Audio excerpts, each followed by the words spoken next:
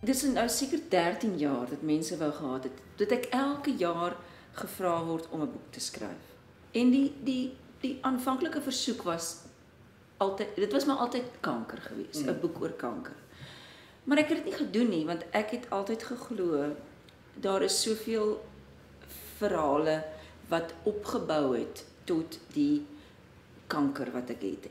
Ek glo dat my liggaam net briekig aangedraai het, dat daar 'n kortsluiting in my DNA was.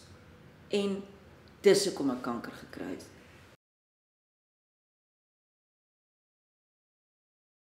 Dit was vir my miskien 'n uitkomkans gewees in 'n bedryf wat vir my eintlik maar moeilik was. Ek het die werk verskriklik geniet.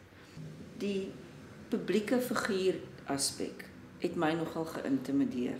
Ek is nogal skaam vir vreemdelinge en my loopbaan het ek besluit sou die beste wees om met 'n ding op te hou as jy op jou kruin is. Ek het vereensaam oor die jare. Maar in die begin was dit vir my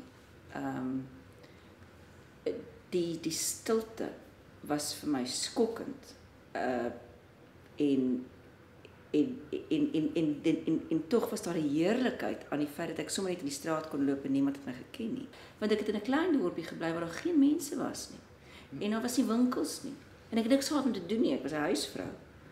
En dit was nogal goed gewees toe my kinders uiteindelik gebore is, want ek het tyd gehad om 'n ma te wees. Daar's 'n gesofistikeerde nagklublewe in Europa wat ek nooit voorheen aan deelgeneem het of geken het nie. Ek het nie eintlik eers diskoteek toe gegaan nie, want ek hou nie daarvan en ek hou nou nog nie daarvan nie. Maar ons het daai lewe gelewe vir 'n goeie 2 jaar.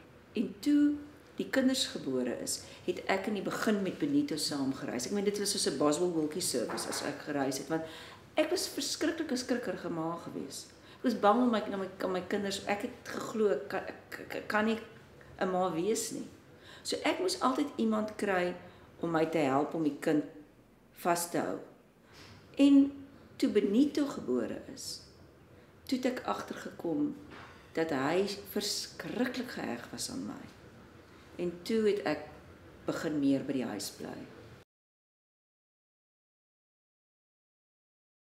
Dit is nogal interessant vir my dat ek meer bekommerd was en dat ek die hele tyd net gesê het ek is verskriklik jammer ek het nou siek geword. Ek is jammer vir die ongerief. En dit het ek aanhoudend vir almal gesê. Om verskoning gevra dat ek nou, want ek was regtig jammer en ek het gedink, maar ek onthou toe ek met die vliegtuig Suid-Afrika toe gevlieg het ek daai aand op die vliegtuig vir die eerste keer eintlik daaroor begin dink.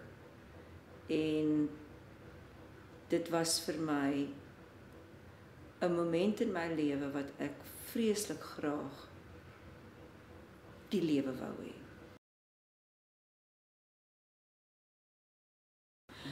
Toe ek my operasie in Suid-Afrika gehad het, was ek eintlik maar vir 3 maande alleen.